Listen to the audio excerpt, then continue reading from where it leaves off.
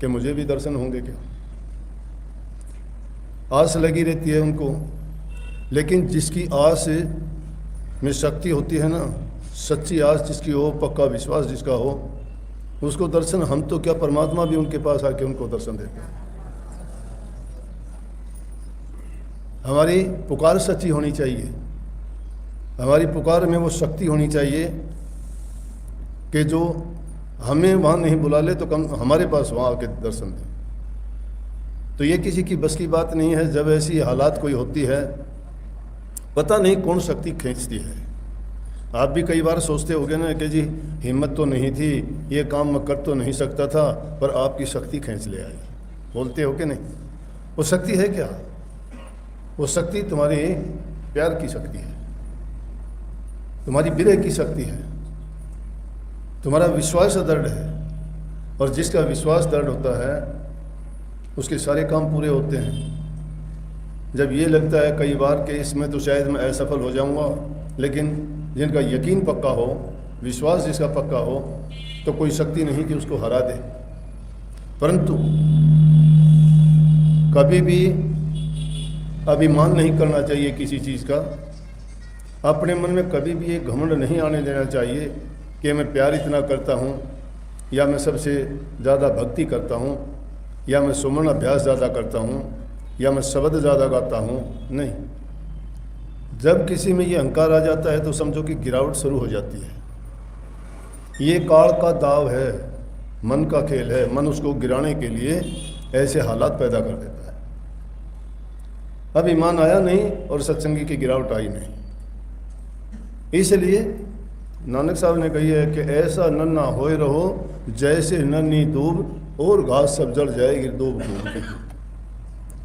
दूब एक घास होती है, वो ज़मीन में नीचे नीचे फैलती रहती है। उसके ऊपर से चलो, घूमते रहो, फिरते रहो। बाग बगीचों में, पार्कों में देखी होगी ना भी घास, वो दूब होती है। उसके ऊपर से घूमते फिरते चलते रहते हो, कितनी हरियाली देती है। लेकिन और बड़े घास जो बनते हैं वो तो सारे के सारे सर्दी से, गर्मी से, बिना बरसात के जड़ जाते हैं, लेकिन वो दूब जलती नहीं है। तो नानक साहब ने उसे तुलना करके कही है कि अपने आप को ऐसा नरम बनाओ, अपने आप को ऐसा समझो। मैं ये नहीं कहता कि अपने आप को गिरा लो, मैं ये नहीं कहता कि अपने आप को इतना नीचा समझने लगो कि हम किसी काम के नहीं हैं। वो गलत है, वो हीन भावना है। आत्म सम्मान हर इंसान में होना चाहिए। हमें ये आत्म सम्मान होना चाहिए, हम इंसान हैं। हमें ये आत्म सम्मान होना चाहिए, हमें गुरु की शरण मिली है। हमारे अंदर ये आत्म सम्मान होना चाहिए, मैं नेक काम करता हूँ। हमारे अंदर ये आत्म सम्मान होना चाहिए, मैं किसी की बुराई नहीं करता। ये आत्म सम्मान होना चाहिए कि मैंने बुरी आदतों को त्याग के गुरु की शरण लेने के बाद प्रभु की भक्ति करता। लेकिन अगर इन बातों का अभिमान आया तो गलत है। कोई कह दे कि मैं ये सेवा करता हूँ, मैं झाड़ू निकालता हूँ, मैं संगत को भोजन खिलाता हूँ, मैं बर्तनों की सेवा करता हूँ, या मैं और कोई सफाई का कार्य करता हूँ, मैं पंडाल की सेवा करता हूँ, तो वो अभिमान नहीं। उसके लिए शुक्र करना चाहिए कि मालिक ने मुझे ये अवसर दिया कि संतों के दरबार की मुझे सेवा करने का मौका मिला। भागी जीव होते हैं जिनको दूसरे जीवों की सेवा करने का अवसर मिलता है, क्योंकि सेवा से मेवा मिलती है। सेवा का फल कभी खाली नहीं जाता, उसके बदले में बहुत कुछ देता है। सेवा करने से इंसान के कर्म कटते हैं, सेवा करने से उसमें अभिमान नहीं रहता। लेकिन अभिमान आया नहीं, जीव खत्म हुआ नहीं। 5वें गुरु अंगद साहब, अर्जुन देव जी के समय की बात है, जब सत्संग किया करते तो सत्ता बलवंडा 2 गायक थे। वो क्या करते थे, जाति से डोम थे, हम डोम कह देते हैं, कोई मिरासी कह देता है उनको। वो गाने का काम करते थे। गुरु महाराज जब सत्संग करते थे उससे पहले संगत के सामने खड़े होके वो रबाब बजाते थे, सारंगी की तरह से रबाब होती है एक, उसको बजाते, बहुत गाते थे। गाने में बड़ा आनंद था, रस था। संगत उनको शब्द, भजन, गीत सुन के बड़े खुश होती थी। गाते गाते काफ़ी समय गुजर गया। संतों के दरबार में कभी भी ये नहीं सोचना चाहिए कि मेरे बिना ये काम नहीं होगा। वो काम किसी के बस का नहीं होता। ये इंसान को झूठा भ्रम जब आ जाता है तो ये उसकी गलती है, उसका अहंकार बोलता है। गीतों में तो नहीं गाते कि हमको तुमसा ना ही मिलेगा और हमसे ला के रोड। गुरु जैसा हमें कोई नहीं मिल सकता, लेकिन हमारे जैसे लाखों करोड़ों मिल जाएंगे, गुरु को एक नहीं। ये भावना जब मन में होगी ना, फिर अभिमान टूट जाता है। सत्ता बलवंता दोनों के दोनों, शादी आ गई बच्चों की, रोज़ाना बैठते थे, पास में देखते थे, संगत सेवा देती थी, पैसे चढ़ाती थी गुरु को। बच्चों की शादी आई तो वो कहने लगे, गुरु महाराज से जी हमने शादी करनी है और शादी आ गई, हमें पैसे चाहिए। बोला ठीक है भाई, जो गुरु महाराज का हुक्म होगा आपकी मदद हो जाएगी। बोले जी ना हमें ये नहीं चाहिए। गुरु महाराज बोले तो बोलो क्या चाहिए भाई। बोला जी एक दिन की पूरी सेवा हमें चाहिए, जितनी भी वहाँ आएगी चढ़ावा आएगा वो सारा हमें दे देना। उन जमानों की बात थी, उन्होंने सोचा क्या आएंगे 1000-1500 कुछ तो आएंगे, शादी में तो 200-400 में काम चल जाएगा और तुम्हारे पास बचेंगे। बहुत संगत आती है और बहुत पैसे आते हैं। गुरु महाराज कहने लगे ठीक है भाई, अब इंसान की चतुराई नहीं चलती। अपनी चेती होत नहीं प्रभु चेती तत्काल, बलि चाहे हो आकाश को प्रभु पठाए पताल। इंसान के सोचने से नहीं होती। इंसान तो क्या का क्या सोच लेता है, प्रभु के सोचने वाली जो वो सोचता है वो होती है। राजा बलि ने तो आकाश का राज चाहा था, वो तो इंद्र का राज लेना चाहता था 101 यज्ञ पूरी करके, लेकिन कहाँ जाना पड़ा, पताल में जाना पड़ा। उसकी सोची हुई बात नहीं हुई ना, किसकी सोची हुई, जो मालिक को मंजूर थी वो होती। इसलिए कभी भी ये ना सोचो कि मैं जो सोचता हूँ वो सही सोचता हूँ, मैं जो सोचता हूँ वो पूरा होगा। पूरा होगा लेकिन उसमें कोई स्वार्थ नहीं है, किसी का नुकसान नहीं है और तुम्हारे लिए है, और सच्चे दिल से सच्ची पुकार है, तुम्हारे काम पूरे होंगे क्यों नहीं होंगे। लेकिन जिससे किसी को दुख लगता है, जिसके कारण किसी को परेशानी होती है, तो ऐसा तो सुख मैं कहता हूँ किसी को मिलना भी नहीं चाहिए। किसी को दूसरे को दुख देके तुम्हें सुख मिलता है, वो सुख नहीं वो दुख होगा। ये आजमा के देख लेना दुनिया में, अगर तुम किसी को दुख देके कोई काम करवाते हो ना, उस दुख को देके तुम कभी सुखी नहीं रह सकते, दुख ही आएगा उसका। कर्म किया तुमने वो दुख वाला किया है, जो कर्म किया उसकी तासीर दुख देने वाली है।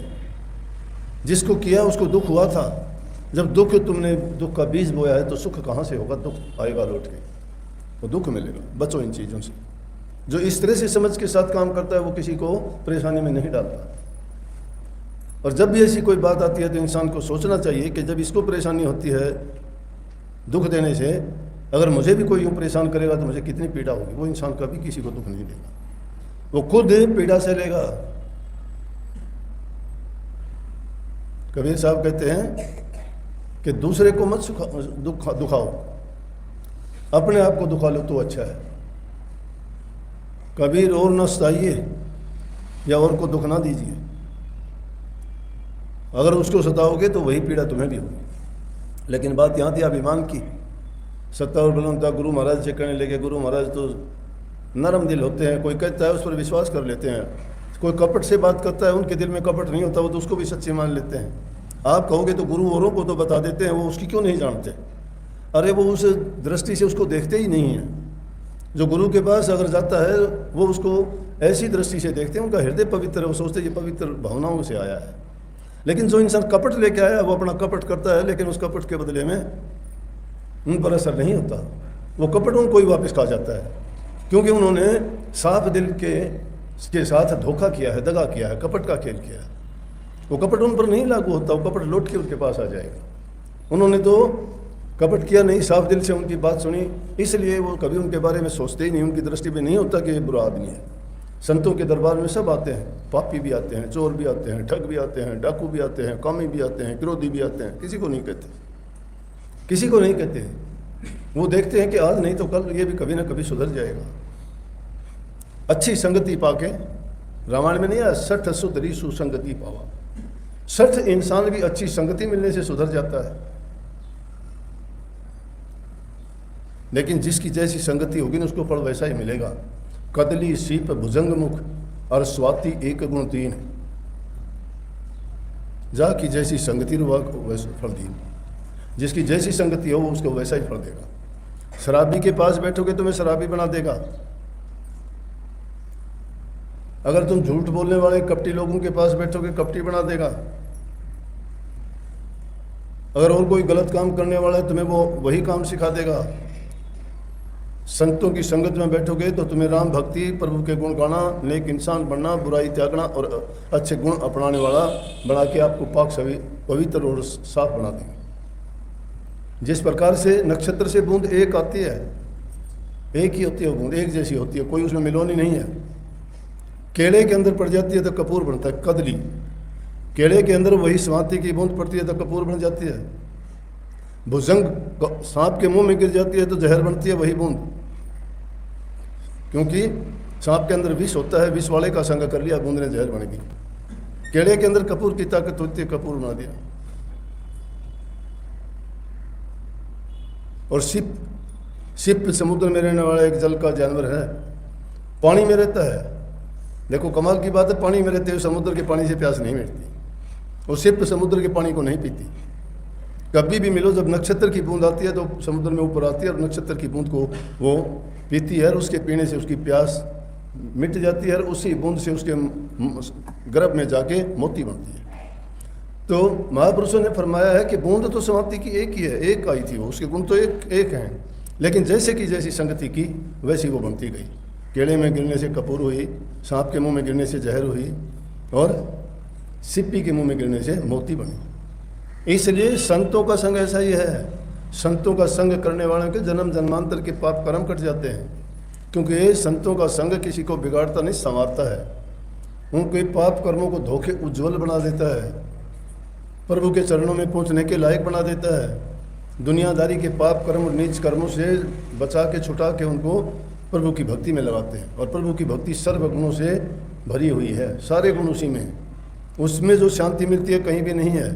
दुनियादारी के देखते नहीं, जो मस्त फ़कीर हैं, सुबह का खाने का पता नहीं तो तन पर कपड़ा नहीं, सोने के लिए कोई बिस्तर मकान नहीं और कोई ठिकाना नहीं कि कहाँ रुकेंगे। आज यहाँ है तो कल कहीं, परसों कहीं, न फिक्र नहीं कि क्या मिलेगा।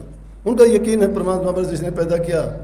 कबीर साहब ने कही, रहो निश्चिंत करो मत चिंता, चौंच दही सो चिंत करेगो, पाँव पसार पड़ो दिन सोवत, पेट दियो सो पेट भरेगो, जीव जिथे जल में थल में, तूने पाहन में पहुँचाए धरेगो, भूख ही भूख पुकारत है सुंदर कह तू तो भूख मरेगो। भूख ही भूख पुकारने का मतलब है जो इंसान जैसी भावना रखे, जिस चीज़ को सोचता रहता है वैसा ही बन जाता है। कोई कहता है हाय मरूंगा मरेगा, कोई कहता है नहीं मैं तो एकदम ठाठ करूँगा, और ठाठ करने वाला काम भी करेगा तो ठाठ करेगा। हमने ऐसे लोग देखे काफ़ी कि जो यूँ करते रहे वो मरते ही चले गए। और जो मरने का नाम लेते हैं ना, जिस प्रकार कहते हैं भक्ति में हाय मरे, वो नहीं। मरने का तरीका तो कबीर साहब ने बताया, कहते हैं मरते मरते जग मोया और साचा मरा न कोई। साचा मर तो कबीर साहब मरे, बहुड़ जन्म नहीं। मरना क्या है, जीते जी मर जाना होता है। जीते जी मर जाना का क्या, कोई कुछ बोल दे, कोई कुछ कह दे, कोई उसको बेइज्जती कर दे, कोई उसकी झूठी बातें कुछ कह दे, लेकिन वो हालत अपनी कैसी करा लेता है जैसे धरती माता की है। इसको कोई खोदता है, कोई पाटता है, कोई कुछ करता है, कोई उठा ले जाता है, एक जगह से लेके दूसरी जगह डाल दी। देखते नहीं ये सीमेंट, ये पत्थर, ये रोड़ी, ये लोहा कहाँ था यहाँ, ये कहीं कहीं की चीज़ थी, इंसान ने पाट तोड़ के और यहाँ ले आके यहाँ बना दिया। नहीं कहती धरती, इसलिए इसको माता क्यों कहते हैं कि विशाल है ये धरती माता, सबसे बड़ी, इससे बड़ा ना कोई, पीर पैगंबर ओलिया सबको लिया ना कोई। इस धरती माता से कोई बड़ा नहीं है। इसमें पीर पैगंबर ओलिया जितने भी आए सब के सब इसमें समा गए। उसमें कई खोद खाद धरती शहर काट बाट बन रहा है। खोद खाद कितने खोदे जाओ, कितने पाड़े जाओ, कितने बड़ों को काट लो, फिर उतने पैदा हो जाते हैं। बर्दाश्त करती है, लेकिन बर्दाश्त की भी हद होती है। अब तो इंसान ने बिल्कुल ही ऐसा काम कर दिया कि सफ़ा करना शुरू कर दिया सब कुछ। प्रकृति से ऐसी छेड़छाड़ कर ली कि प्रकृति को भी कोई ना कोई उसके बदले में उल्टा काम करना पड़ता है। ये रोग बीमारियों का बढ़ना, छोटी उम्र में आदमियों को हार्ट अटैक हो जाना, कैंसर की बीमारी हो जाना, शुगर की बीमारी हो जाना, ब्लड प्रेशर का बढ़ जाना, बैठे बैठे देखते देखते छोटी सी उम्र में ज़िंदगी पूरी हो जानी। कारण क्या है? प्रदूषण। कहाँ से आया? हमने किया। कैसे किया? प्रकृति से लड़ाई करके, छेड़ करके, पेड़ों को काट दिया, पानी के बहाव थे उनको रोक दिया, मनचाहे उल्टे सीधे काम करने शुरू कर दिए, हर खेती में जहर घोल दिया, विष घोल दिया, हर चीज़ को हमने विषाक्त बना दिया। दूध है, अनाज है, सब्जी है, पानी है, हवा है। सांस भी लेते हैं तो भी उसमें जहर जाता है अंदर में, पानी पीते हैं उसमें जहर है। कोई चीज़ शुद्ध नहीं है। हर चीज़ में रोग बीमारी है। कोई आदमी ऐसा नहीं जो दवाई नहीं लेता। बिना डिग्री के हर घर में डॉक्टर बैठे, किसी से पूछ के देखो, सब दवाइयों के नाम याद हैं कि भाई जुकाम हो गया तो क्या लें, 10 आदमी बता देंगे ये ले ले, बुखार है तो कह देंगे ये ले ले, डॉक्टर के पास जाने की ज़रूरत नहीं है। गोलियों की अलमारी भरी रहती है, अपने आप दे देते हैं, और कभी कभी तो गलत भी खा जाते हैं। तो पिछले दिनों अपने गुजरात से आर्य देवव्रत जी, आचार्य देवव्रत जी वहाँ के राज्यपाल हैं, उन्होंने बहुत अच्छा एक तजर्बा किया है और लोगों को बड़ी जानकारी देते हैं, जागरूक करते हैं कि भाई इस जहरीली खेती से और इस वातावरण को किस प्रकार से बचाया जाए कि ये विषाक्त और जहरीला ना हो। इंसानों को बीमारी से कैसे मुक्ति मिले, जब अनाज शुद्ध होगा, हवा शुद्ध होगी, सब्जियां शुद्ध होंगी, जल शुद्ध होगा, तो इंसान रोग और बीमारी से मुक्त होगा। इसलिए उन्होंने एक अभियान चलाया है जिसका नाम है प्राकृतिक खेती। ये जान के मुझे खुशी होती है, यहाँ अपने सिक्किम में भी ऐसी खेती करते हैं। वहाँ इन खाद भी ऐसी चीज़ों को घुसने ही नहीं देते। तो वहाँ जाके तुम देखोगे वहाँ की सब्जी में, अनाज में, चावल में, दूध में एक अलग प्रकार का आनंद है। तो ये चीज़ें शुद्ध और पवित्र होंगी, ये हमारे विचारों को शुद्ध, पवित्र और मीठे बना देंगे, अच्छा व्यवहार करने वाले बना देंगे। लेकिन ये अगर इसी तरह से हम प्रकृति के साथ करते रहे खिलवाड़, मन मर्जी के काम हमने किए, तो सब कुछ बर्बाद हो जाएगा। ये दुख रोज़ाना देखने को मिलेंगे। पहले इंसान की लंबी उम्र होती थी, आपस में लड़ाई झगड़े नहीं होते थे। आजकल तो कोई किसी की बात ना बर्दाश्त कर सकता है, ना सुन सकता है। प्यार कहाँ गया? क्यों क्रोध आ जाता है इतना जल्दी? क्यों रोग और बीमारी घेर लेती हैं? उसका कारण यही है, जो चीज़ें हम खाते हैं उनमें यही गुण है, उनकी तासीर यही है, उनकी प्रकृति की तासीर नहीं है। इसलिए वो कहते हैं कि प्राकृतिक रूप से खेती करो, प्राकृतिक रूप से, जो प्रकृति में कोई इस तरह वाली चीज़ ना डालो जिसके कारण वो खराब हो, जिसके कारण ये रोग बीमारी हो, जिसके कारण ये वातावरण दूषित हो। उसको बचाने के लिए प्राकृतिक खेती पर वो जोर देते हैं। बहुत से लोगों को इसमें लगाया तो हमें भी बहुत अच्छी बात लगी, और जहाँ जहाँ भी हमें अवसर मिलता है, बल्कि हम तो उनके एहसानमंद हैं। मेरे से तो एक दो अपने सत्संगी काफ़ी करने लगे, और वो आके पूछते हैं जी हमने जो चीज़ें पैदा करते हैं उनका नाम क्या रखें। मैंने तो उन्हीं के नाम से कह दिया कि उनका नाम देवदेन रख लो। देव माने आचार्य देवव्रत जी, और देन माने उनकी देन है, ये बताई हुई है। बोले हाँ ये बहुत अच्छी बात है। तो अच्छी चीज़ ये इसमें साथ में ये प्रकरण आ गया। लेकिन ये चीज़ें हमें प्रभावित करती हैं। हमारा रहन सहन अच्छा है, खान पान शुद्ध पवित्र है, हमारा संग अच्छा है, और उससे हमारी रहनी बनती है। रहनी है क्या कि हम किस प्रकार का जीवन जीते हैं, लाइफस्टाइल, जीने का तरीका। जब इंसान अच्छे आदमियों का संग करता है तो हमको नेक शिक्षा, अच्छी शिक्षा मिलेगी। लेकिन जहाँ समझ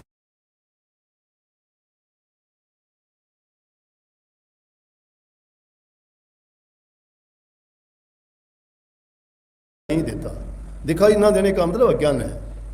अंधेरा तो एक उसका उदाहरण है, जिस प्रकार से अंधेरे में हम जिस चीज़ को पढ़ना चाहते हैं नहीं खोज सकते, लेकिन प्रकाश कर दिया जाए तो सहज में ना हमें कोई किसी प्रकार की परेशानी होगी और उस चीज़ को भी आसानी से प्राप्त कर लेंगे।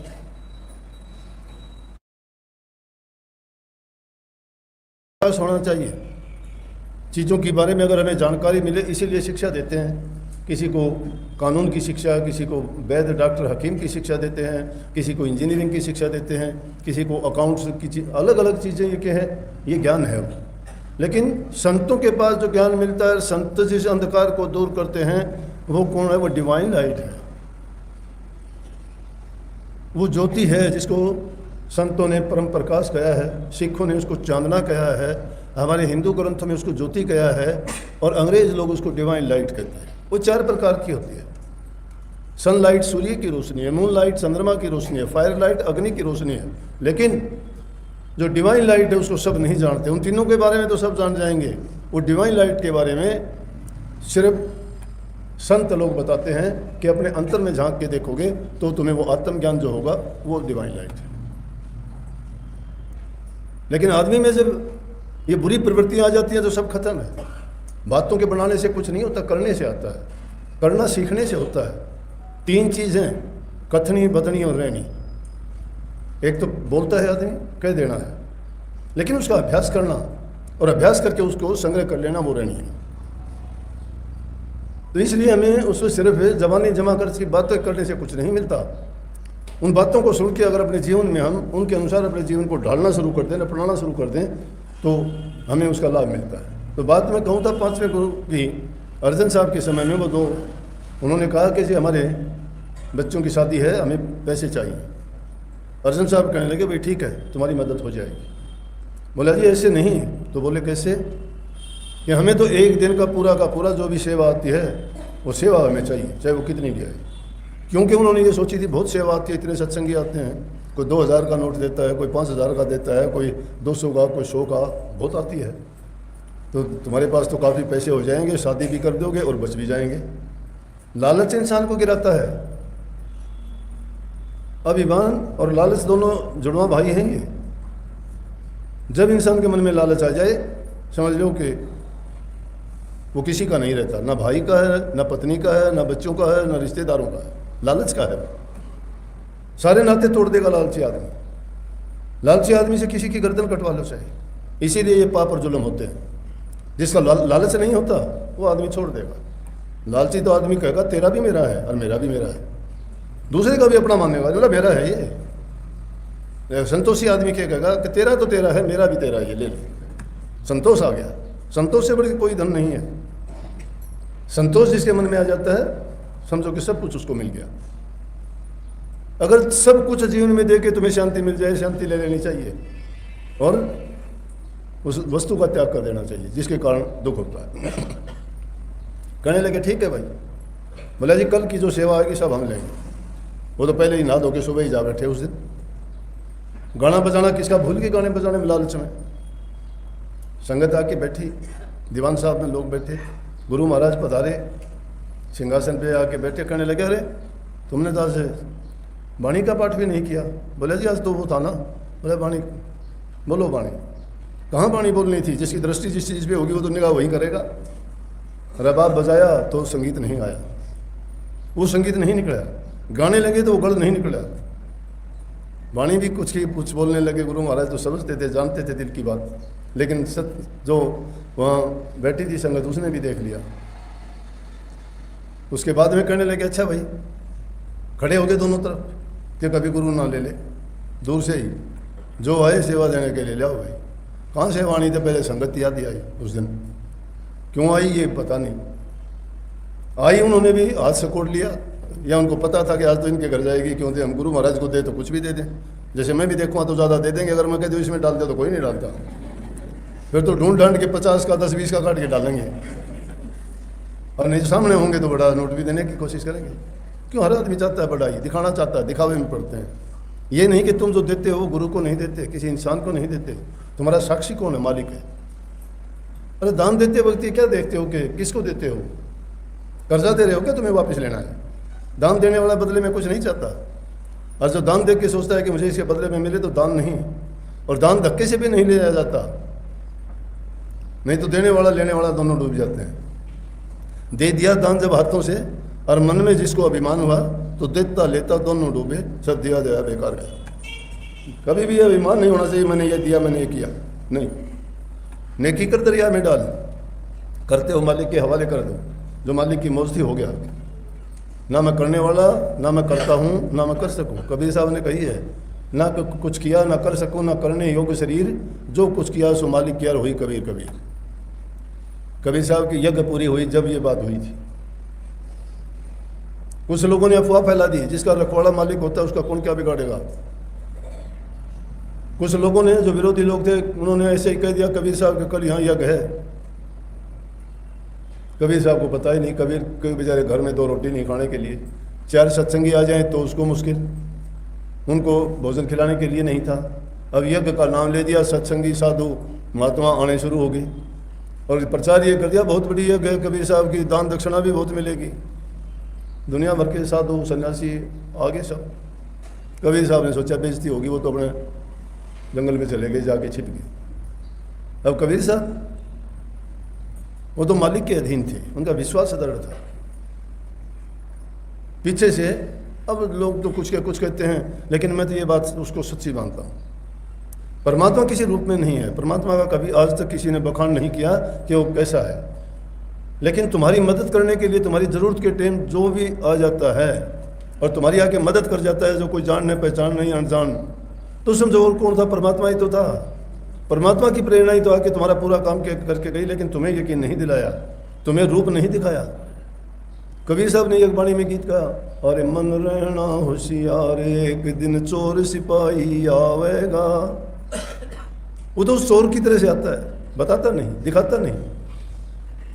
तो कबीर साहब बैठे छिपे बेचारे, तो वहाँ आके एक साहूकार का रूप धर के चावल घी शक्कर जो चीज़ जरूरत थी भंडारे में ले आके गाड़ी की गाड़ी लगा दी।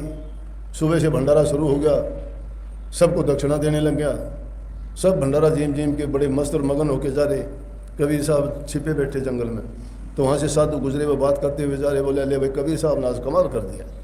कबीर साहब के कान में आवाज़, कबीर साहब ने कमाल कर दिया। कबीर साहब तो अपनी जान बचाए बैठे बेचारा, किसका कमाल कर दिया। फिर सुनी कि देखो दक्षिणा भी बहुत दी और कितना अच्छा भंडारा, कमाल कर दिया, कितने लोग आए। कबीर साहब जो रुका नहीं गया, भाग के गए। अरे बोले भाई कहाँ से आ रहे हो? मेरा मूर्ख, तेरे को यही नहीं पता, यहाँ पड़े जंगल में जा, तो माल लुटने लग रहा कबीर साहब के। बोले क्या है वहाँ? मेरा भंडारा दक्षिणा भी बहुत मिलती है, यहाँ पड़े जाके खा माल, हम तो वहाँ खा के आए। कबीर साहब बोले भाई जब कही कि ये तो मालिक ने, मैं ना कर सकता ना करने योग्य हूँ, जो कुछ किया मालिक करता है। ऐसे ऐसे भक्तों के काम संभालने के लिए मालिक खुद प्रकट होकर आता है, लेकिन हमारा यकीन और विश्वास डगमगा जाता है, वो दृढ़ नहीं है। तो सत्ता बलवंडा ने क्या किया, खड़े हो गए।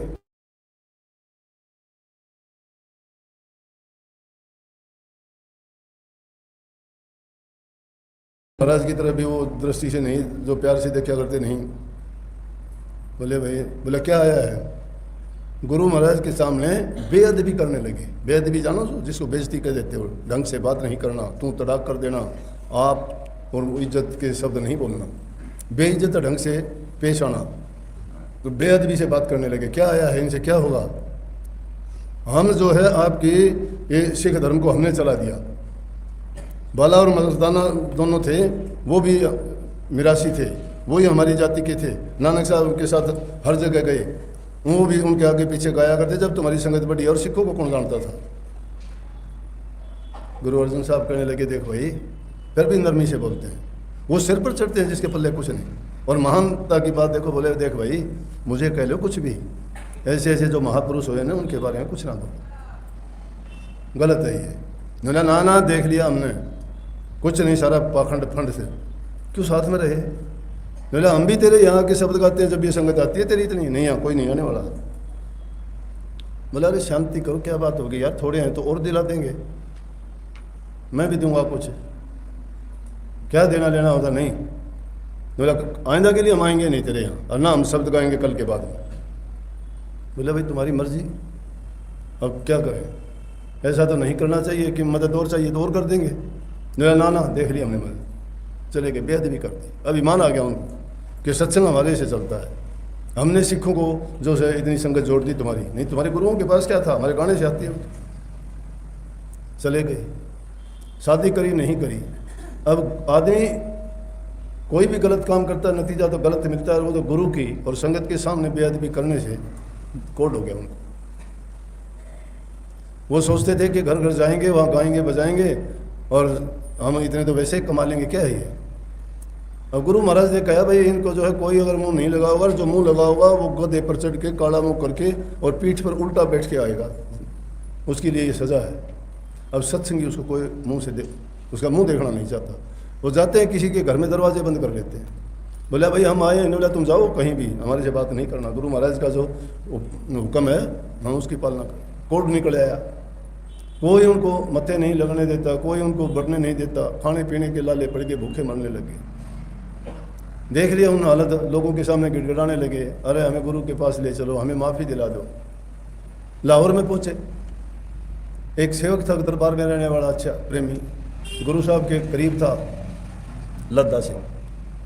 बोले भाई लद्दा बहुत गुनहगार है हमारा, गुनाह माफ़ करवा दे, आप माफ़ करवा सकते हो। दया आ गई उसको। बोला रुक जाओ, दरवाज़ा नहीं खोला उसने। बोला एक गधा बुलाओ, गधा लेके आओ, गधा लेके आए। लद्दा सिंह ने अपना काला मुंह कर लिया और काला मुंह करके गधे की पीठ पर बैठ गया, पीछे की तरफ मुंह करके, और गधे को लेके गुरु दरबार में पहुंचे तो संगत देख के हैरान होगी, ये कौन, ये कौन। गुरु महाराज ने पूछा, भाई लद्दा है ये, उन पापियों को लेके आया। लद्दा कहने लगा, गुरु महाराज आप ये, हम दुनियादारी के लोग हैं, गुनहगार हैं, आप बख्शनहार हो, इनको बख्शो। बोला अरे इनका जुल्म बख्शने वाला नहीं है, मुझे कह देते कोई बात नहीं थी, लेकिन गुरु महाराज की उनकी जो मेरे से पहले हुए थे उनके बारे में भी ये गलत बोले हैं, इसलिए ये कोडी हुए हैं। इसीलिए शास्त्र में कही, गुरु की निंदा सुनिए ना काना, पाप लगो को घात समाना। गुरु निंदक दादर होई, रह नरक में कोट वर्ष निकाल न सके कोई। दादर कहते हैं मिंडक को टर करेगा, आवाज़ भी नहीं निकाल सकता, कोटि वर्ष तक नरकों में रहना पड़ता है। नानक साहब भी गुरु ग्रंथ साहब में लिखते हैं, गुरु निंदक महा हत्यारा, गुरु निंदक धी का यार, गुरु निंदक फटफट होए कुंवर ख्वार, गुरु निंदकों के मुंह पाले काले, गुरु निंदक फटफट हो मत वाले। नानक साहब गुरु ग्रंथ साहब में ये बाणी है। तो गुरु की निंदा जो कर लेता है, बोला बचना बड़ा मुश्किल है, लद्दा तू लेके आ गया, चलो हाँ अब तो माफ़ी देनी पड़ेगी। माफ़ी तो इनको दे देंगे, लेकिन इनसे ये कहो कि जिस मुंह से बुराई की है ना, उस मुंह से ये गुरु महाराजों की महिमा गाएं। जो जो उनकी महिमा गाते चले जाएंगे, इनका कोढ़ दूर होता चला जाएगा। वो जो जो महिमा गाते चले गए, धीरे धीरे करके उनका कोढ़ चलता बना, शरीर ठीक होता चला गया, वो बीमारी से निवृत्ति मिलती चली गई, लेकिन आखिर में नाक पर एक दाग रह गया कोढ़ का। कहने लगे जी ये दाग रह गया। बोला भाई ये तो इस निशानी के रूप में तुम्हारे रहेगा कि इन्होंने गुरुओं की निंदा की थी, बाकी सारा ठीक हो जाएगा, लेकिन ये रहेगा। ये सारा प्रकरण बताने का मतलब क्या है? ये है कि अभिमान इंसान को गिराता है। अभिमान ना लाओ कभी, पता नहीं कि कब इंसान मालिक की नज़र पलट जाए, पता नहीं हमारा किस जन्म का किया हुआ खोटा मंदा कर्म सामने आ जाए, पता नहीं कौन भावी कौन वक्त कौन घटना ऐसी घट जाए कि जिसके कारण हम जो है आसमान में उड़ते हुए ज़मीन पर धड़ाम देसी गिर जाए। अगर हम अपनी औकात के अनुसार जैसे हम हैं, अपनी सामर्थ्य के अनुसार रहें तो ही ठीक है। जो इंसान अपने हैसियत के अनुसार काम करता है, यूं ही नहीं कही महापुरुषों ने कि भाई अपनी चादर देख के पैर फैलाओ, चादर देख के ओढ़ने वाली चादर से मतलब नहीं है। जीवन में हर काम वो करो जिससे जितनी तुम्हारी सामर्थ्य है, सामर्थ्य से बाहर अगर काम करोगे वही तुम्हें परेशान करेगा, दुखी करेगा। कुछ भी करते हो अच्छा करने का प्रयास करो ज़िंदगी में, लेकिन उसके साथ साथ ये चीज़ गांठ लगा लो कि प्रभु की भक्ति के बिना तुम्हारा जीवन नीरस है, कुछ भी नहीं है। सबसे प्रथम उसको याद रखो। कितने भी काम करते रहो, कितने भी दुनियादारी के धंधे में अपने आप को फंसाए रखो, लेकिन वो करते करते भी ये सोचो कि मेरा एक जो सबसे आवश्यक, सबसे ज़रूरी और जो काम करने लायक है वो है प्रभु की भक्ति। उसको सर्वप्रथम स्थान देना चाहिए, बाकी चीज़ें दूसरी हैं। लेकिन हम गृहस्थी लोग हैं, उनके लिए है पहले काम करो, काम करने से शरीर में थकान होगी, आराम करो, और फिर आराम के बाद में नाम जपो। ये नहीं कहता मैं कि सारी चीज़ों को छोड़ के तुम उसी में लग जाओ, नहीं। नेक काम करोगे, तुम्हारा मन भी पवित्र होगा, विचार भी पवित्र रहेंगे, जीवन पवित्र रहेगा, घरों में प्यार प्रेम शांति रहेगी। और जहाँ पर शांति है, प्रेम है, आपस में अच्छा व्यवहार है, तो जिसके मन में शांति है वही भक्ति कर सकता है। ये हमें सदाचारी और चरित्रवान बनने की शिक्षा दी जाती है कि हम नेक इंसान बने, नेकी के रास्ते पर चलें, बुराइयों को त्यागें, तो ही हम भक्ति के मार्ग पर चलने के लायक होंगे। लेकिन दुनियादारी को ही सारा समय दे देंगे तो दुनियादारी की चीज़ें तो कितनी भी, कितना संग्रह करो, कितना ही जोड़ के चले जाओ, सबका छोड़ के ही जाना पड़ा। जोड़ के क्या करोगे? छोड़ के जाना है। जोड़ने वाली चीज़ को जोड़ो, प्रभु से जुड़ जाओ, वो अपने आप सहारा लेंगे, तुम्हें यहाँ रहने नहीं देंगे, पसने नहीं देंगे। और उसका तरीका बता रखा है, भक्ति करने का तरीका क्या है। वैसे जो भक्त हो जाता है उसको तो तरीके की ज़रूरत भी नहीं पड़ती।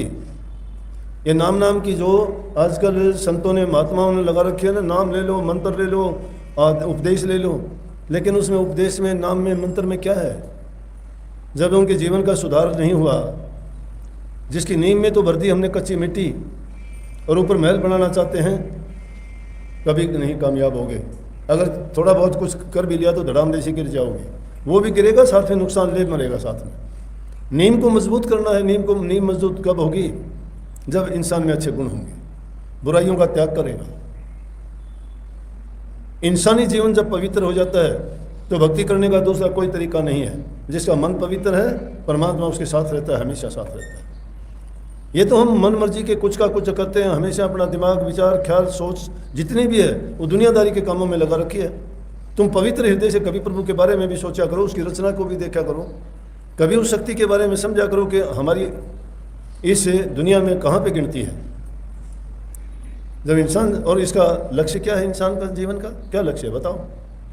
पता है क्या कितने देर के लिए मेहमान हो यहाँ पे? फिर किस लिए दूसरी चीज़ों में पड़ते हो? यह भी निशानी बहुत बुरी है। जब सत्संग में बैठे हो, कथा में बैठे हो, कीर्तन में बैठे हो और फिर उबासी जब आनी शुरू हो जाए तो समझ लो कि उसके विचार अच्छे नहीं है, उसका ध्यान नहीं है। उबासी तो नींद के समय आया करती है, आती है कि नहीं? और यहाँ बैठे भी जिसको उबासी आती हैं तो सोच लो कि कर्म उसका ज़्यादा अच्छा नहीं है, क्योंकि उसका ध्यान नहीं है उन चीज़ों में, ऊब गए वो। अरे सत्संग में जाके, सत्संग के में बैठ के जिक्र चला हुआ और उस वापी जीव को और नहीं कहीं छोड़। सत्संग में बैठ के दूसरी चीज़ों का जिक्र नहीं है, दुनियादारी की बातें करने का और बहुत समय है। सत्संग में जब बैठते हो तो टिकटकी गुरु या बोलने वाले की चेहरे पे दृष्टि होनी चाहिए, कानों के पर्दे खोल के जो बात सोचते हैं उनको उसमें घुसने देनी चाहिए। ये वो दवाई है कि कान के रास्ते से अंदर जाती है, कान के रास्ते से अंदर जाती है ये दवाई। और इसको सुरक्षित रखने के लिए दिमाग खुला रखो। सत्संग के इन 3 नियम हैं। सत्संग में जाके बैठते हो, स्कूल में पढ़ाया करते जब क्या करते, एक प्रार्थना कर दी, चित्त नहीं डगमग मेरा हो, चाहे चारों तरफ अंधेरा हो, ठीक है? चाहे कांटों पर भी चलना हो, चाहे छोड़ के देश निकलना हो, लेकिन चित्त नहीं भंग मेरा हो। चित्त भंग नहीं होना चाहिए, चित्त को स्थिर रखो। जब इस प्रकार से इन तीनों चीज़ों का सेवन करोगे तो वचन तुम्हें जिंदगी भर याद रहेंगे। टाइम ज़्यादा लग जाएगा, नहीं तो एक एक वचन जिसने महापुरुषों का सुन लिया उनके परिवार के परिवार बच गए। किस तरह से? एक ठगों की नगरी थी, डाकुओं की। एक छोटी सी बात बताने के लिए कहानी बता रहा हूँ आपको कि सत्संग के वचन इंसान को कैसे बचा देते हैं। हम तो इतनी देर बोलते हैं, इतने वचन तो तुम्हें याद नहीं रहते होंगे, एक आधा याद रख लोगे तो भी बहुत है। तो जब वो मरने लगा चोर, उसके लड़के थे, अपने लड़के बुला लिए, लड़कों को बुला के कहने लगा। उसने सोचा कोई काम धंधा ये तो जानते नहीं, कोई प्रॉपर्टी नहीं, ये पीछे से भूखे मरेंगे, इसलिए इनको तरीका बता दूँ। बोला बेटे मैं तो मरने लग रहा हूँ, मरूंगा, लेकिन तुम्हें एक बात बता के जाता हूँ। बोले हाँ बताओ पिताजी। कि तुम कभी भी किसी सत्संग में, महात्मा का कोई सत्संग होता वहाँ ना चले जाइए। तो आदमी जो जैसा होगा वैसी बात सिखाएगा औलाद को। अच्छा इंसान कहेगा अच्छा इंसान बनो, चोर कहेगा चोर बनो, डाकू कहेगा डाकू बनो, व्यापारी कहेगा व्यापारी बनो, किसान कहेगा जमींदारा सीख। बोला कि पिताजी अगर मजबूरी हो जाए तो, बोला काना में उंगली दे दे, सुन वचन नहीं सुने। बोला बहुत अच्छी बात। तो वो तो गुजर गए। एक दिन वो भाई चले कि चलो चोरी करने चले। चोरी करने गए तो जिस गांव में गए, एक किसी गली में हो लिया, दूसरा किसी गली में, और एक जिस गली में गया उसमें रात के टाइम महात्मा का सत्संग हो रहा है। उसने सोचा पिताजी तो कह के गए थे, दे वचन काम आता है। ये वचन याद आ गया उसको कि भाई पिताजी कह के गए थे नहीं सुनना, लेकिन कान्ना मांगली देने लगे, इतनी देर में एक वचन सुन लिया। बोला भाई वो गुरु कहने लग रहा था, देखो मैं बताऊंगा आपको, जो देवी देवता होते हैं उनकी पहचान ये होती है, उनकी छाया नहीं होती। हम तो जब चलते हैं लाइट लगती है, छाया होती है ना अपनी, सूर्य के उल्ट चलोगे तो छाया होती है ना। बोला इस तरह से देवताओं की छाया नहीं होती। मकाना मंगली दे लिया, बात उसका आगे चोरी कर ली। चोरी कर ली। अच्छा एक बड़ा आदमी था उसके घर में, अच्छा माड़ा हाथ लग गया, पास में ही गाँव पड़ता था उस शहर से, जाके घर में बैठ गया आराम से चोरी करके। पुलिस बुलाई, लोग बुलाए कि चोरी होगी चोरी होगी। अब पुलिस वाले को तो लग उबेरा होता है, बदमाश कौन कौन है, चोर कौन कौन है। बोला भाई और तो नहीं, उस गांव में वो चोर था। बोला वो तो मर लिया। बोला उसके लड़के होंगे। वहाँ पहुँचे, उनको ले आए पकड़ के ले आए। बोले चोरी करी? बोला नहीं। तो ट्रेनिंग दी हुई थी, वो मारे पीटे, हाँ नहीं मरी, सारे तरीके अपना लिए। आखिर में एक औरत थी, वो बोली कि वो तो चोरी तो मैं उगलवा दूंगी, 1 मिनट लगेगी। बोले अच्छा तुम कैसे? बोले देख लियो, इतने पैसे लूँगी। बोले हाँ इतने दे देंगे। वह गई, वो पकड़ रखे, सारे रोक रखे। देवी का रूप बनाया उसने। बोला रात के टाइम आऊँगी मैं, 8-9 बजे का टाइम होगा, और वो देवी का रूप, क्यों दिन में तो पीछा नहीं जा। जिस तरह देखते नहीं ना कभी नाचने कूदने रामलीला को नाटक करते हैं उसमें पहनते हैं, तो वो भी बनने वाली पूरा टिठोरा दिखाते हैं। कोई राम बनता है, लक्ष्मण बनता है, सीता बनती है, तो बनाते हैं ना। उसने भी देवी का रूप बना के और एक नकली शेर बना के गई। वो शेर तो छोड़ दिया दूर, और वहाँ पैदल चल के गई उनके पास। बोली, वो बोले ओह माता की माता की, चोर माता को, चोर ठग डाकू माता ने बढ़िया पढ़ा उसने, देवी की पूजा करें है ना। बोले कि देवी माँ आ गई, देवी माँ आ गई। उन्होंने दुआ सलाम करी, और वो पुलिस वाले तो दूर थे। बोली देखो बेटा एक बात बताऊँ, तुम्हें पता है? मुझे तो पता है सारा। बोले हाँ माँ आपको तो पता है, मैं तुम्हें बचा लूँगी, मेरे सामने सच बता दो। तो सारे सच बताऊँ न हुए ने। जब वो जिसने वो वचन सुन लिया था, ने बोला भाई देवताओं की छाया नहीं होती। उसने देखा ऐसी छाया को नहीं, जो तो फंड थे देवता को नहीं। वो न बोले डटो भाई, वो ने बोला हम चुप रहो। ने बोला माता आपको तो पता ही हम चोर हैं कि, बताओ हमने क्या चोरी करी है? हमारी काम हम इतनी बेइज्जती कर दी, इतनी हमें सज़ा मिली है। बोली हाँ बेटा पता है मुझे, ये तो मेरा फिर भी मेरा नाम हमने तो की नहीं चोर। वो बोली भाई चाहे कुछ भी कर लो ये चोर नहीं है, छोड़ दिए जाओ भाई। वो गांव में जाके घर में सारे इकट्ठे हो गए, बतलाए। बोले सुन लो भाई, अपना पिताजी तो हमने ख़राब कर गया था, कि देखो महात्मा का एक वचन सुनने था बेचारों भाइयों की जान बच गई, नहीं तो पता नहीं किस सज़ा और मिलनी थी। अरे पूरा सत्संग सुन लिया तो अपनी ज़िंदगी पूरी समझ जा। आइंदा के लिए अभी चोरी नहीं करांगे भाई, महात्मा का वचन सुना था। तो इतने वचन सुनते हो आप भी, कोई वचन मान लिया करो, और वो वचन समय पर कभी ना कभी काम आएगा। जब पता लगा कि भाई हाँ संतों के वचन में ताकत होती है, वो सत्य होते हैं, हमारे हित के लिए होते हैं, हमारे लाभकारी हैं, गुणकारी हैं, हमें अपनाने चाहिए, उसी में हमारा हित है। बहुत बहुत सबको राधा राधा राधा।